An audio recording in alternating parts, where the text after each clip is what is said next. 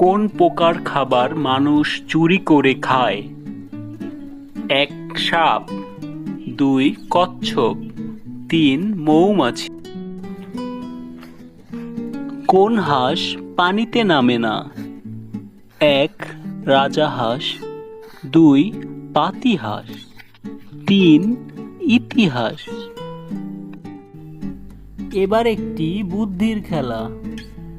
মানুষ সমান ২, কুকুর সমান ৪, তাহলে বলুন সাপ সমান কত? এখন আপনার বুদ্ধির পরিমাণ যাচাই করা হবে, কিন্তু কোনো ক্লু থাকবে না। বলুন তো কোন জিনিস শীতকালে ঠান্ডা, গরমকালেও ঠান্ডা? আপনার উত্তরগুলো কমেন্টস বক্সে শেয়ার করুন।